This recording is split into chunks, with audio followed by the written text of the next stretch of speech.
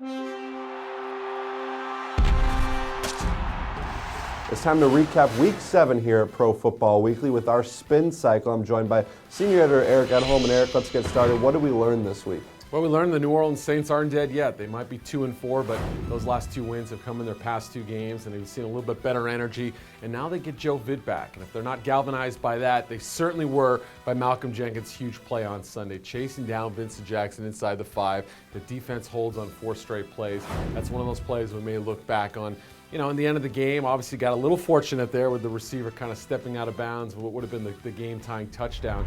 There's still a lot of work to be done, Kevin. They've got a tough schedule coming up, starting with Denver on Sunday in Week 8. But I really think this team's at least going to make it interesting for a couple of weeks. Yeah, good to see Drew Brees versus Peyton Manning next week. That New Orleans defense, though, it's going to be a big test. And that defense did not look very good against Tampa Bay. The offense made up for it. Those 2 quarterbacks could combine for, I don't know, a couple thousand yards in that one on Sunday night. What was the biggest surprise to you in Week 7? Well, it was a guy who came nowhere near 1,000 yards passing on Sunday, and that was Joe Flacco. And I was just shocked at how ineffective he was in that game. This was the perfect opportunity for him to step up. We saw what Flacco is capable of early in the season, especially in Week 1. We thought that no-huddle attack would be the crowning achievement of his season. It hasn't been to this point. On the road, they seem like a different team, and Flacco just seemed completely out of sorts.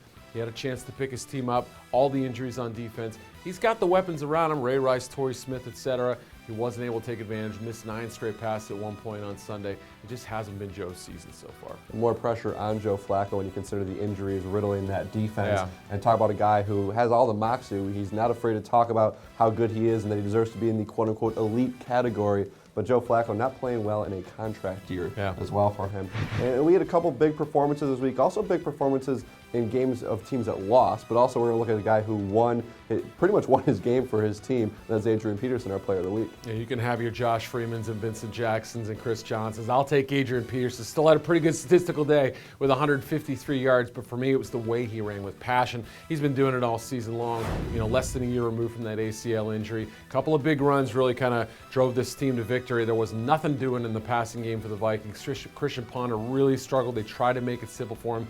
Instead, just hand off to number 2-8. He'll get the job done as he did Sunday. And on defense, maybe special mention for Jenkins, who did make that great play, which, as I said, I thought could be a huge turning point for the Saints. And the Saints defense been looking for big plays like that all season long.